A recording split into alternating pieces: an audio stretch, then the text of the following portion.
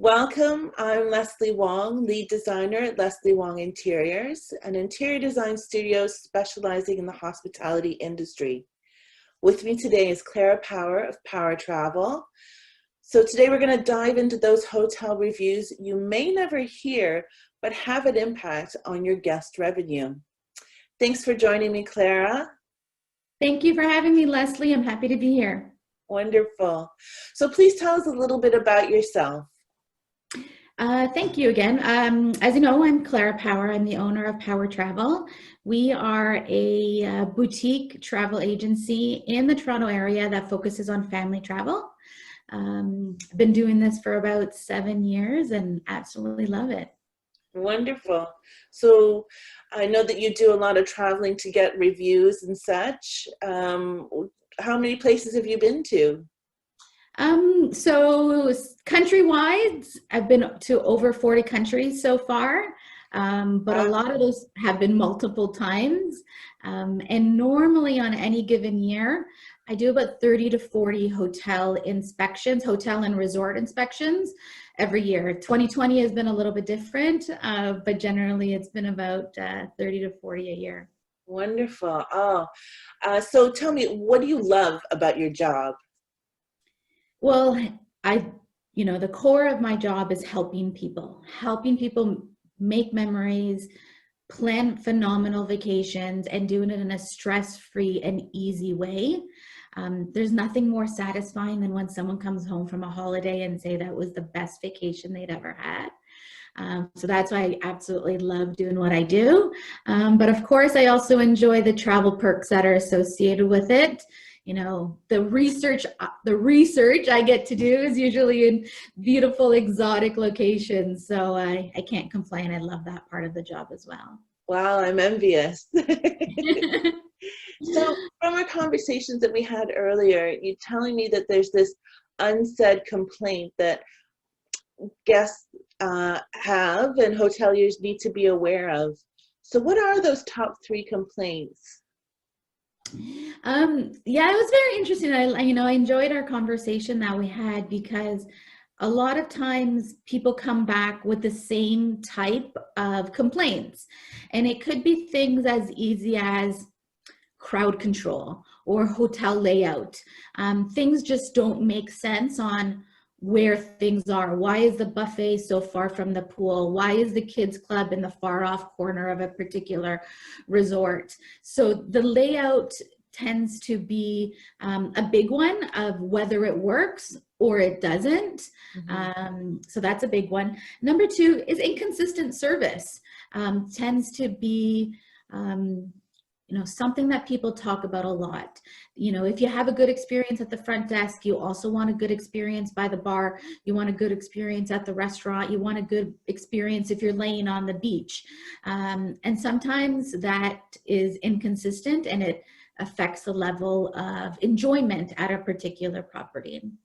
True. And the third one I would say is poor amenities.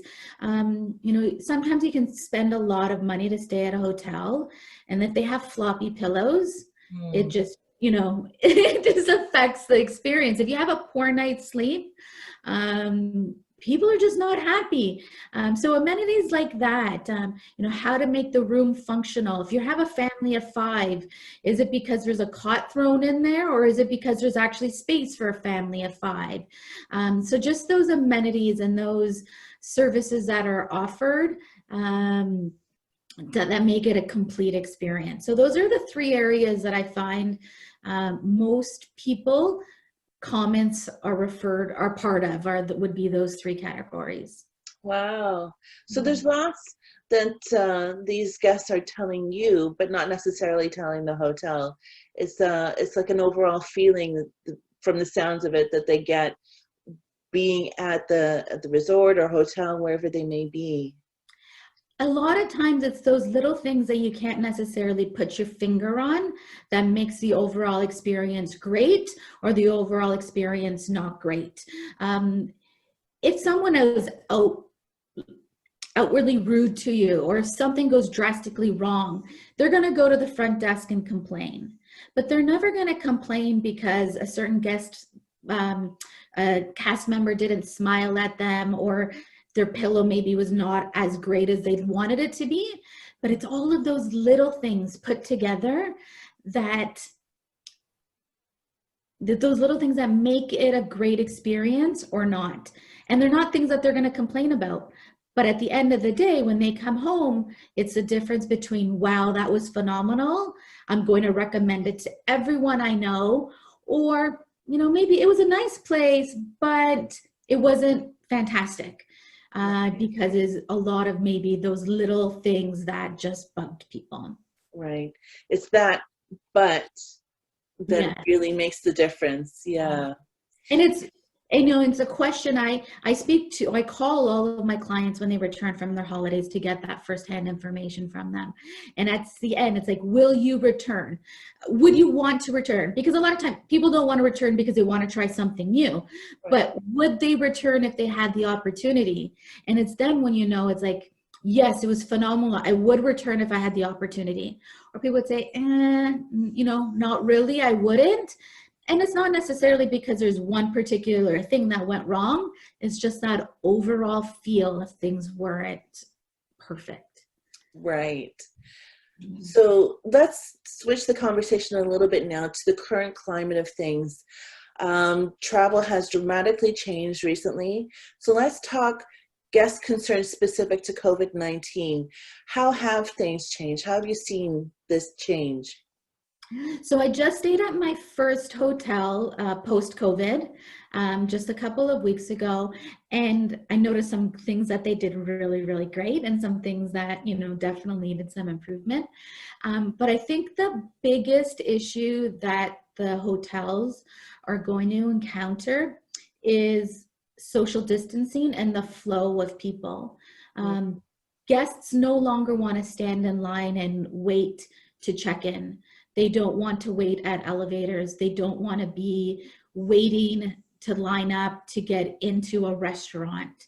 So it's those social distancing and people, I like to call it people moving, things that need to really be hammered out.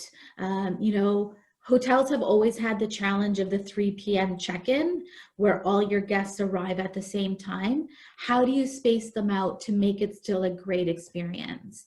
And I'll give you an example of what happened recently was at that 3 p.m. check-in, you didn't have to check in at the desk. They had reservation staff throughout the lobby area with iPads checking in guests throughout the lobby. So it wasn't a lineup at the front desk.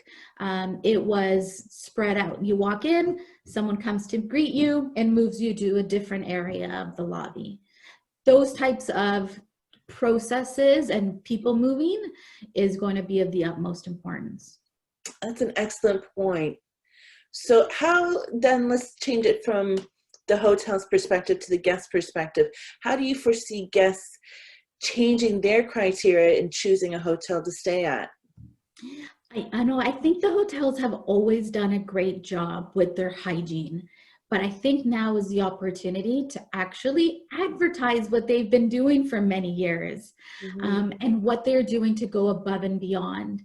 The hotel that I stayed at recently, each room, once a guest vacates, is empty for 48 hours. Really? That gave me such peace of mind to know that no one was touching anything in that room for 48 hours. So I think hotels, unfortunately, are going to have to do things like that. Some hotels have implemented 24 hours, 40 hours, whatever it is, but advertising that and letting people know what they're doing, not something that they find out when they get there, because those are the things that are going to get people to book and feel comfortable knowing those changes that have been made for their safety. Yeah, that's wonderful. And what a great idea, spacing it out that way. Unfortunately impacts the revenue of the hotels, but it's better to get the people in the door than not have anybody at all. That's a very good point. Yeah. So then let's think about Canada-wide, the nation, because the borders are still closed at this time to the US and US to Canada. So since there are probably going to be more Canadian travel for the next little while, how can local hotels be competitive in that market? That's a great question because Canadians love to travel. It's, something that people save for, live for, plan for often years in advance. So there is a pent-up demand. And since people may not be able to go internationally because there's still a level 3 travel advisory, not even just to the US, but non-essential travel worldwide is still in place as of today, people do want to travel in Canada, but they want unique experiences. They want things that are different than the norm, that can give them that same level of adventure or newness that they would have experienced by going to a new country. So I think Canadian hotels need to do an even better job, because you're not going to Rome and the outdoor museum. You may be going to a place in Canada, and maybe it's Banff, which is beautiful, but you have to draw people in and make them want to come by offering unique experiences that you may not be able to get elsewhere. That's excellent. So you've really given us a lot of insight this morning to the industry. That's amazing. Thank you. I think there's so much value in what we've just discussed. So those 3 points that you made earlier about the negative feel that guests have, they were poor hotel layout, inconsistent service, and poor amenities. And you mentioned things like pillows and beds.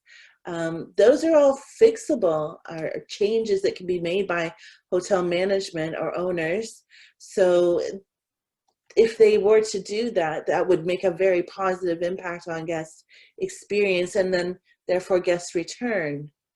So Guests return, and not only do they return, they also recommend it to all their friends. yeah, And that is what you need, because guests may not have the ability to return or the want to return to the same place, but you want them to make sure that they refer their friends.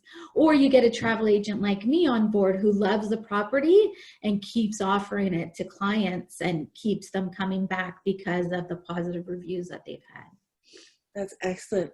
So let's connect the two, both you and I. How do you see interior design and guest comfort relate to each other? I think interior designers have a fantastic outlook, because not only are they designers, they're also consumers. So they understand what it's like to be a guest at a hotel and what the needs are of guests. And with the experience of working at multiple different hotels and experiencing it, they learn so much on what the client is looking for. It's a different lens from a hotel owner. A hotel owner wants their guests to be happy. Inevitably, profitability is their number one goal. But how do you get to be profitable is by ensuring that your customers are happy. And interior designers can design spaces that make it welcoming, that make people want to come back and refer their friends. Excellent. So here at Lesley Wong Interiors, we design spaces with our guest first strategy in mind. By putting the guest needs first, thinking as a guest and acting as a guest too, we can elevate the experience and create a space that feels good and exceeds those guest expectations. So Clara, let's talk about next steps. If someone wants to get a hold of you and have you help them book their travel or be involved in their travel, they can contact you at powertravel.ca. We'll put a link in the description below. And any other way they can get a hold of you, or what services you provide? My website is a great way to get in touch with me, as well as Instagram and Facebook. Definitely active on those profiles.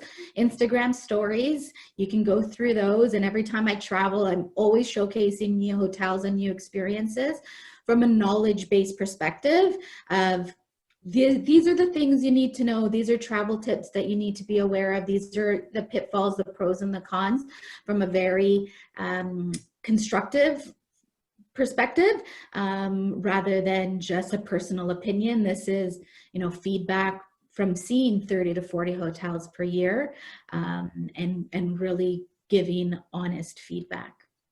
That's awesome, because this is an advantage for hoteliers, to have that firsthand knowledge from someone who has the experience in the industry and has that source of guest experience as well and feedback.